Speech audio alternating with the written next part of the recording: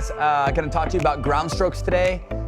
So keep in mind that anytime that we hit a ground stroke, the preparation and the organization has to be like a math equation, meaning things have to be correct from start to finish.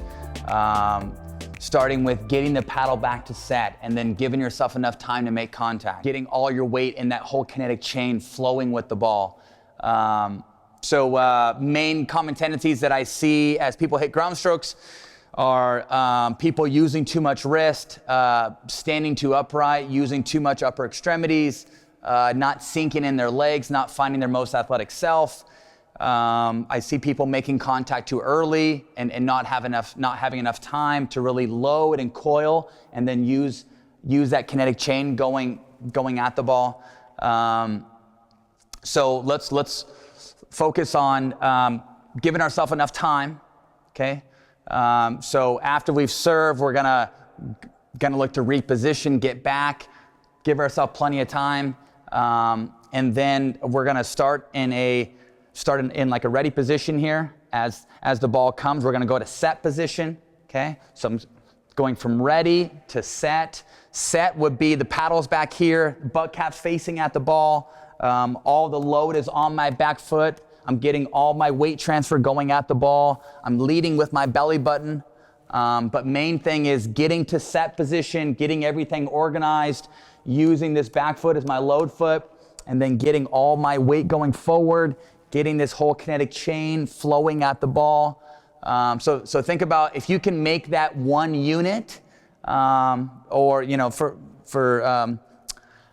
for example here, if I had strings tied up from my wrist and my hips and my whole body, I should focus on trying to keep all those strings intact and letting all those pieces flow as one unit.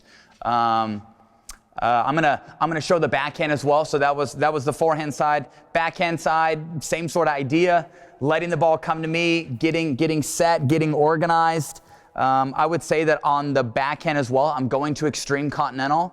So if you guys like using your roll volley with your one-handed backhand, or if you just got comfortable with this one-handed backhand, it's probably going to make sense to want to drive your one-handed backhand. So I'm getting the continental, I'm getting set, getting turned, getting organized, looking over this dominant shoulder, loading off my back foot, getting all my weight going forward onto this front foot. The only thing that is a little different with the one-handed backhand here is that as I make contact, I'm using this back arm to kind of open up some space, and this is like my main balancing point.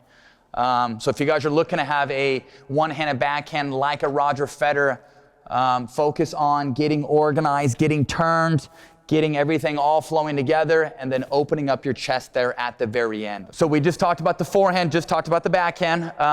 This segment is a bit more technique heavy just because there's so many little pieces taking place. So I would say there is definitely a myth in pickleball, and the myth is that you should not use your two-handed backhand. If you take a look at Simone Jardim, take a look at Lucy Kovalova, you take a look at all the best females in the game, what are they all doing? They're all using their two-handed backhand. So if you were an ex-tennis player that maybe loved your two-handed backhand and you're not using it now, or maybe you're a player that just simply doesn't have enough power with using a one-handed backhand, it would make sense to want to use that other hand. So keep in mind, if you're going to use a two-handed backhand, your non-dominant arm, which I'm a righty here, so my non-dominant would be my left. My left arm is going to be my main user. Okay, so left arm is my main user, and then my right arm is just kind of there to hang on for the ride. So as I hit my two-handed backhand here, the right hand is almost off of the handle. I would say the handle kind of lines up in like the middle of my hand, so half of my hand is kind of hanging off.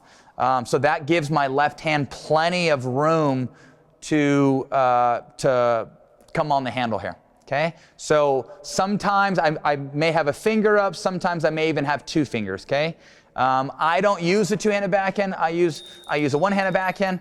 But know that based off how much room you have, you're either going to be throwing one finger up or maybe even two, okay? But I'm going to start in ready position. I'm gonna turn, get to set position. See how I bring the shoulders back? I kind of put it in like this little holster here. And then I'm pushing with my left arm, getting some good usage and getting some good extension with that left. Right's just kind of there to hang on for the ride. And then my left is fully taking over and extending. See the same natural tendency in my hips. I'm coiling and then I'm uncoiling, okay? You take a look at some of the best players in the world that drive really well, and usually it looks very effortless, but it all starts with getting organized, giving yourself enough time, and then getting all those little pieces working together. I'm going to be acting as a teacher. Coach Kyle is going to be acting as a student. My role is to feed a short return that puts Kyle in a position where he has to come in and drive.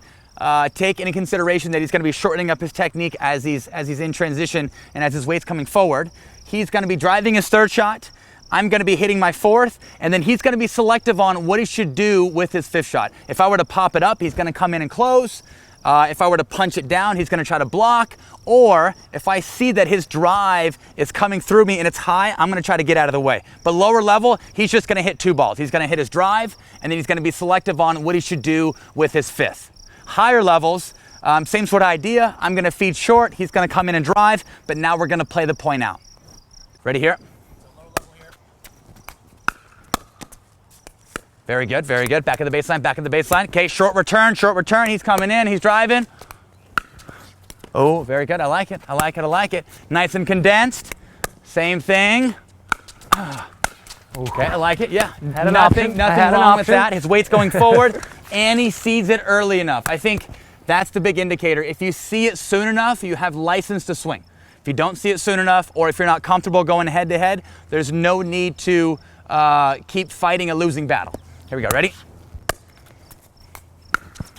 Very good, I like it, I like it. So even though those may sting a little bit, you will never know until you let one go. So it's not bad habit, or I'm not creating bad habits for me letting some balls go if they land in. I'm more so just getting comfortable with letting a couple go and trying to gauge ball trajectory. This is another thing too, where it's gonna be a little bit situational, I think, with who you're playing against. If I know that I play against somebody who has pretty flat ground strokes and they're hitting from a lower position in the neutral or shallow zone, you can pretty much bet most of the time if they hit that 100% that they're not going to be finding the court, that it will go long. So if you have opponents who play with quite a bit of topspin, maybe you need to play it. But if they're hitting everything flat, usually those balls are going to be going out. Yeah, so let's say three cues are, if you hear a elephant running through the transition zone and it's loud, that's a golden ticket that they're probably out of control and there's way too much weight transfer, correct? For sure, for sure. Another example would be low in red zone and they're trying to hit it flat. Yep.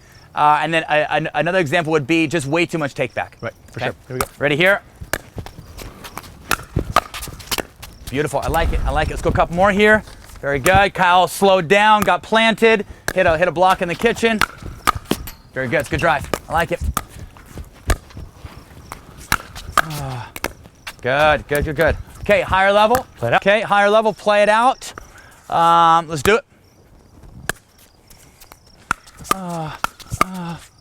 Very good, yep, just back, I like it. Short.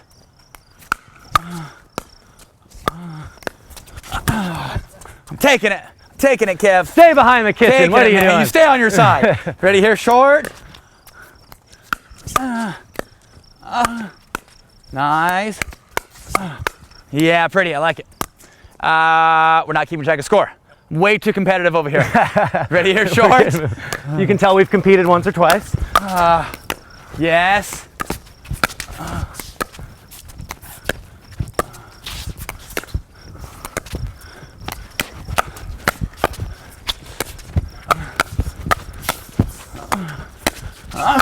Sorry. Okay, let's go last one here. Last one. Short, play it out. Oh, yeah. Look out. Oh, gosh. You like one Bad go. time. Okay, guys, game here, super fun. I actually use this game a lot during my camps, and so know that the scoring is a little confusing. I'm acting as a returner, or if you start at the kitchen line, you're more so acting as the returner. If you're starting at the baseline, you're acting as the server. Okay, so I'm gonna feed a short return.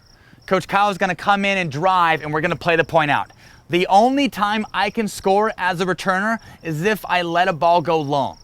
Okay, the only time that I can score as a returner is if I let a ball go long, and I would not get 1 point, I would get 2. Okay, so know that you get a 2-point bonus for having good tracking ability and by letting a ball go long. You can only score as a server here. Okay, so if Kyle were to lose the point as a server, it would be a side out. Kyle would come up and then I would scoop back. So we're gonna treat this like regular scoring. The only time when the returner can score is if they let a ball go long. Okay, here we go. We're gonna rock and roll here. I'm feeding short and we're gonna play the point out. Point is live, very good, very good. 0-1, as you can see there, it's probably not ideal. So great example of, I probably should have taken a step back, bought myself a little time. I kind of took Kyle's bait. That's not going to happen again. Or just tried to be less aggressive with the ball. He could have dinked it back. Yeah. Mine was pretty low. Yep. And it's tough to make these decisions in real time, but this will really, really help with making those decisions a little bit faster. And there's nothing wrong with surrendering when I recognize you've hit a good drop and your court position is all the way up, right? Yeah, I still have to beat you in a dink battle at that point. Make me beat you twice. I like it. 0-1.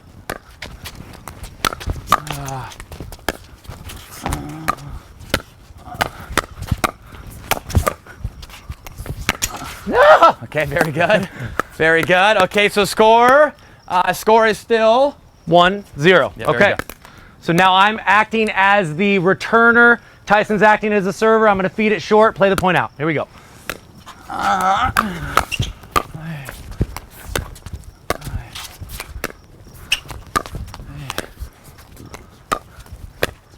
Oh gosh. Oh gosh.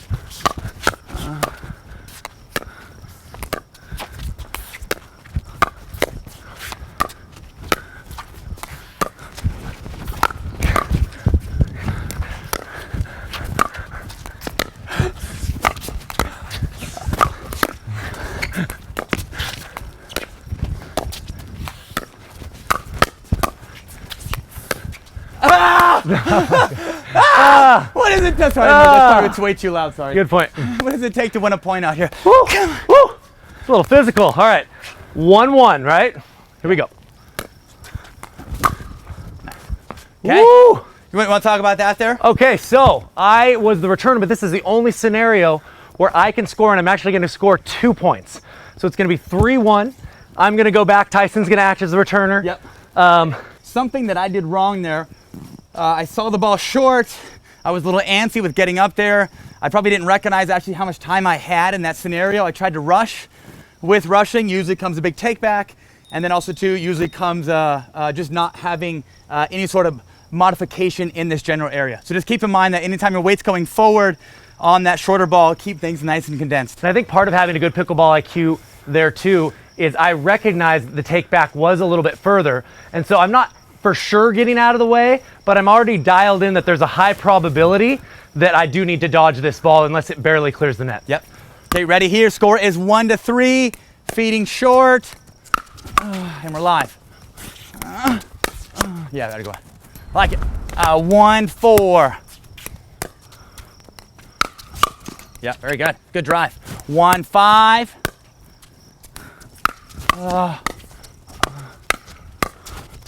Yeah, very good, very good. 1-6. Let me go. 1-6, short. Okay, I'm taking that 2-pointer. Saw a big take back. Saw that he didn't make any sort of adjustments with his feet. When I don't hear the footsteps coming, or when I don't hear the added adjustment steps before contact, that comes to show that he's probably off balance or he's probably moving way too quickly as he's making contact. So look for that little cue. I guess try to hear that little cue there. Yeah, and I would say if you actually look at where my ball cleared from the net, it wasn't overly high, but Tyson already saw those cues, so he was ready to let it go before I even made contact. 6-3.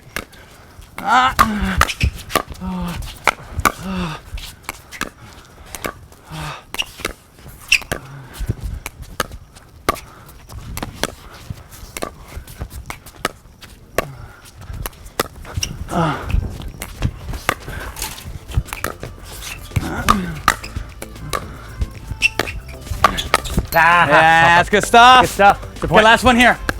Okay, so 6-4. Here we go. One more.